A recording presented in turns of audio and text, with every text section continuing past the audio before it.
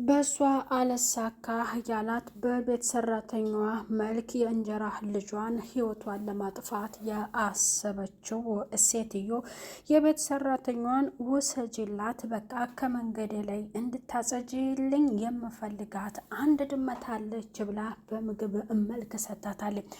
ለወንድሟ ለበአምላክም በውሃ መልክ እያደረገች መድኃኒቱን ብትልክም እሱ ደግሞ የእህቱን ተንኮልና ክፋት ጠንቅቆ ስለሚያውቅ ልጅቷ ብቸኛ እንደሆነች ስለሚያዝንላትና ስለምታሳዝነው ያንን ነገርህን ለመውሰድ አስመሰለ፣ ግን ላይሰጣትም ይደፋው ነበር።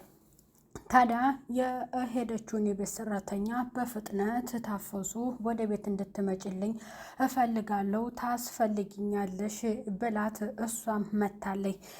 ከሁለቱ ጋር አንድ ጋር ሁለቱ በመመካከርም ያቺ የመጣችው ለብዙ አመታት አብራት የነበረችው አጋዧ ታፈሱ ለህብስቴ በምግብ መልክ መድኃኒቱን እንድትሰጣት አድርጋለች። ህብስትም ክላሷ እንደሆነች ያንን ምግብ ስትሰጣት ምግቡን እንደበላችው እራሷን ስታ ነበረ። በልጅቷ መውደቅና እንዲሁም ደግሞ የእሷን ውድቀት የሚፈልጉት ተንኮለኛዋ እመቤቱና ታፈሱ የቤት ሰራተኛዋ ሁለቱ ስለሚተዋወቁ በጣም ተደስተው ነበር። ያለ ወትሯችሁ ዛሬ በጣም ስቃችኋል፣ ምን አዲስ ነገር ተገኝቶ ነው በማለትም ወንድሟ በአምላክም ሲናገር ልጅቷ እዛው ልትበቅል ነው እያለች በጣም እየተሳሳቁ ነበረ። የቤት ሰራተኛዋም ሄዳ ተኝታለች ብላ ነበር በድንጋጤ ወደ ክላሷ የገባችው። ግን እነሱ ጋር ተቀምጣ ልጅቷንም ለመቀስቀስም ሆነ እንዲሁም ከነሱ ጋር ተቀምጣ ቀጣዩን ጉዳይም አብራ መጫወት እንኳን አልፈለገችም።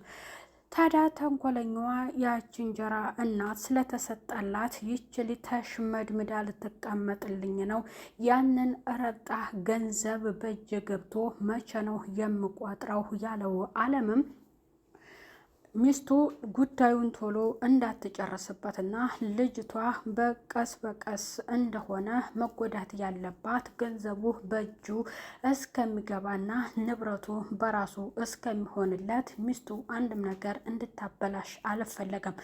አንቺ ጉዳዩን በመጨረሻ እንደምታሰኪውና እንደምታስደሰችኝ እኮ የምኮራብሽ ጀግኗ ሚስቴ ነሽ፣ ግን ነገሮቹን በፍጥነት ስትሰሪ ልጅቷ መንቃት የለባት አለ። ግን ሀሳባቸው የሁለቱም የጋራ ነው። በአምላክም የወረቀቱ ጉዳይ ቶሎ ተጠናቆ የዓለምን የሚለውን ሀሳብ መስማት ፈልጓል። ወደ አብነት ጋር ሄዶ ስለ ወረቀቱ ሲያጣራ ነበር። ይሄ ዓለም የሚባል ሰውዬ ዋዛ እንዳይመስልህ እና ይህንን ጉዳይ ቶሎ መጨረስ አለብን በማለትም ከሱ ጋር ተነጋግሮ በአምላኩ ወረቀቱን ሰጥቶታል። በአምላክም ቀጥታ ያንን ወረቀት ወደ ዓለም ጋር ወስዶታል። ሰላም ጤና ይስጥልኝ ውድ እየተከበራችሁ ቻናሌ ተከታታዮች ቤተሰብ በሙሉ በያላችሁበት ዓለም ዳርቻ ሰላማችሁ ይብዛልኝ። ህብስት ድራማ ክፍል 5 በጉጉት የተጠበቀው ህብስቴ የተሰጣት ምግብ ራሷን አስቷት ወድቃ ነበረ። ምን ይፈጠር ይሆን እያለን በጉጉት ስንጠብቅ ነበረ። የተመኘሁት ተሳካልኝ፣ ተሽመደመድሽልኝ አይደለ? እኔ ዊልቸር ገዛልሻለሁ፣ ንገሪኝ ምን አይነት ይሆንልሽ እያለ ጭራሽ ማስመረጥ ቻለች። ዓለም ተብያውም እውነት ልጅቷ እንዲህ የሆነችው በአንቺ ጉዳይ ነው፣ ነገሮቹ ይበላሹና እኔና አንቺ ደግሞ አንላቀቅም ብሎ ሚስቱን ወቀሰ። ቆይማ የምሰራውን ነገር አንድ ቀን ሳትቀበል አትቀርም፣ ሁልጊዜ ትወደዋለህ፣ ሀሳቤን ትስማማለህ፣ ለምንድን ነው እንደዚህ የምትሆነው ዛሬ በማለት ደግሞ የገዛ ባለቤቷን ብትነግረውም እሱ ነገሩን ወይንም የሚስቱን አካሄድ ጠልቶት ሳይሆን ልጅቷ መንቃት እንደሌለባት ነው። ግን ልጅቷ ደግሞ ሁሉንም ታውቃለች። በአምላክ ምንጊዜም ከጎንሽ ነኝ፣ አይዞሽ፣ አለሁልሽ፣ ወረቀቱን ቀደሽው፣ እኔ ከጎንሽ ሆናለሁ፣ ነገሮችን መጋፈጥ እንችላለን ብሏት ነበረ። የአባቷ ገዳይ እንደሆነም ደጋግሞ እየነገረው ያ ነገር ደግሞ ለእሱ ከባድ ነገር ወይንም ጭንቀት ውስጥ እንዲፈጠር የመሰለው ነበር። ግን ህብስትም ያንን ምግብ እንደገና ሌላ ተሰርቶላት ድጋሚ እንድትሰጣት ለታፈሱ ተናግራ ያቺ ተንኮለኛዋ እናትም በጣም ስለፈራች በአምላክ ነገሩን አሁን እያንዳንዱን ቅደም ተከተል የምጠይቅሽን ጉዳይ መመለስ አለብሽ ብሎ የህብስት እግሯ አለመራመድና እግሯን በሽተኛ ያደረጋት ምንድን ነው? ሆስፒታልም ስወስዳት የሆነ ያላወቅነው ነገር አለ፣ ግን የተሰጣት ነገር በማለት ነው ዶክተሮቹ የተናገሩት። እውነቱን እንድትናገሪ እፈልጋለሁ ብሎ እሷን ሲያፋጥጣት ደግሞ ከእሷ ጋር ምን እያደረክ ነው በማለትም እህቱ ለሱ ስትነግረው ጥሏት ወጣ። ይኸው እኔ የምልሽን ነገር ፈጽሚ፣ እውነት ደግመሽ ደጋግመሽ ሳትዘነጊ እንደ በፊቱ በተመሳሳይ ሰዓትና ተመሳሳይ አሰጣጥን መድኃኒቱን ስጫት። ከዚያ እሷ ተሽመድምዳ ስትወድቅ እኛ ነገሮቹን እናሳካለን። አንቺ ብትዘነጊና ባትሰጫት ብትቀሪ አንቺን ከዚች ዓለም አሰናብትሻለሁ ብላ ከባድ ዛቻ በቤት ሰራተኛዋ በታፈሱ ላይም ዛተችባት። እንደ እለመደችው ያንን ምግብ ቀጥታ ይዛ ወደ ክላሷ ስትገባ በአምላክ ካጠገቧ ተቀምጦ ስለ አመማት ስትነግረው የሆነ በቃ ድንጋጤ ይሰማኛል ብላ እጁን ወደ ደረቷ ስታስጠጋው እሱም ጠጋ ብሎ የእሷን ህመም ሊያይ ስል የቤት ሰራተኛዋ ድንገት ከቻለች ምግቡን ይዛ በጣም ደነገጠኝ። ምክንያቱም ተቀራርበዋልና ሌላ ነገር ሊፈጠር ነው በማለት ያንን ምግብ ሰታ ለሮጣ ለዛች ላሰራዋ ተናገረ። አሰራዋም ከወንድሜ ጋር በዚህ ልክ ለምን ትቀራረቢያለሽ? ያለበለዚያ አሳጥርልሻለሁ እድሜሽን በማለት ደግሞ ያችን የፈረደባትን ምስኪን ህብስትን ስትናገር ቆይኔ ምን አደረግኩሽ? ለምን አትተኝም? ምን በድየሽ ነው ለእኔ ክፋት የምትመኙም? ብላ መለሳላታለኝ። ግን ምግቡን አትጠረጥሩም ወይ? የምትጠረጥሩ ነገር አለ ወይ ብሎ ምግቡን ሰጥቷታል። ህብስቴ ግን ያንን ምግብ አትጠረጥርም። ምክንያቱም የምትቀምሰው የምትፈራው በውሃ መልክ ስለሆነ ውሃ ብትሰጣት አትጠጣም ነበረ።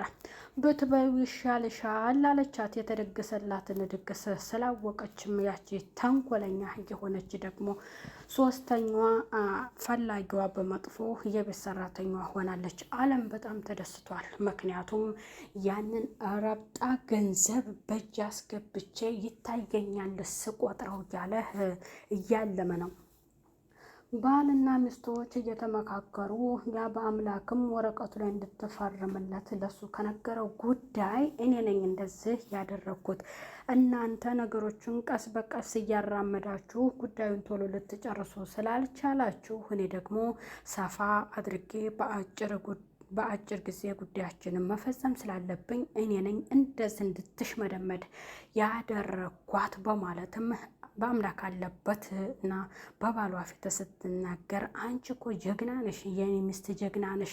ሁልጊዜ የምትሰሪው ጉዳይ እና የምትሰሪያቸው ነገሮች ለእኔ ያኮሩኛል፣ ውጤታማ ነው የሚያደርጉኝ እኮ በማለት በእሷ እንደኮራባት ሲያደንቃት ምን አይነት አጋሰስ ናችሁ እናንተ የማትረቡ ሰዎች ናቸው። ይችን ሚስኪን ልጅ ለምንድን ነው በዚህ ልክ እንደዚህ የምታደርጓት? በማለትም ሲናገር ከእኛ ጋር ስንት ዓመት ተቀምጠሃል? አንተ እንዴት ለሷ ተቆርቋሪ ልትሆን ቻለህ? በማለት ደግሞ አለም ተብዬው ሲናገር አዎ ይህንን አልካድኩም፣ ግን መጥፎ ስትሰሩ አብሬያችሁ ልሳተፍ አልችልም በማለት ሲናገርም አንተ ለልጅቷ አስበህላት ነው አይደለ? እንዴት ብትንቀን ነው አለችው የገዛ እህቱ። ህብስቴም ጠፍቶባታል፣ እሱ ቀርቶባት እየጠበቀች ነው። በጠዋት የሚመጣው እሷን ሊያያት አይቷት ይመለሳል። ግን ለምንድን ነው በምፈልገው ሰዓት ማትመጣልኝ ስትለው አሁን ነገሮቹ ከበፊቱ ጉዳዮቹ የተሻሻሉ እየጨረስኩ ስለሆነ ወደ አንቺ ክላስ ቶሎ መመላለሴ ያ ነገር ደግሞ ነቄ ያስብልብናል ህብስቴ ብሎ ለህብስቴ ነግሯታል። ወደ ሆስፒታል ውሰዳትና ዛሬ አለባት ቀጠሮ ብሎ ለበአምላክ ነግሮታል። እሷም ውጭ ምግብ እበላለሁ እሺ ይዘኸኝ ሄድ ብላ በደስታ ይዟት ይሄድና እንደገና ያንን ወረቀት ከአብነት ተቀብሎ ነበር ወደ እህቱ ባል ጋር ወደ አለም ጋር ወሰደው። ነገሮቹ እንዳለቁ አሁን ትንሽ እንደቀረ ሁሉም ነገር በቃ ድልን ሊያደርጉ እንደሆነ ያሰቡት ሊሳካላቸው እንደሆነ ለበአምላክ ነግሮታል። በአምላክም ደግሞ የእነሱን እቅድ ለማበላሸትና ያችን ምስኪን ልጅ ነፃ ለማውጣት ከአጠገቧ ለመቆም አይዞሽ አለሁልሽ በማለት ለማሳካት ካጠገቧ ነው። ግን እሱ ከአለም ኢንፎርሜሽኑን እየሰበሰበ ምን ሊያደርጋት እንደሚፈልግ እንዳወቀ የእህቱንም አጥቂነት ጠንቅቆ ስላወቀ ልጅቷን ማዳን ይፈልጋል። በመጨረሻም እግሬን በቃ ይህን ከቅርብ ቀን ወዲህ እግሬን ብያለኝ ነው በማለት ስትነግረው እግሯን ያሻታል።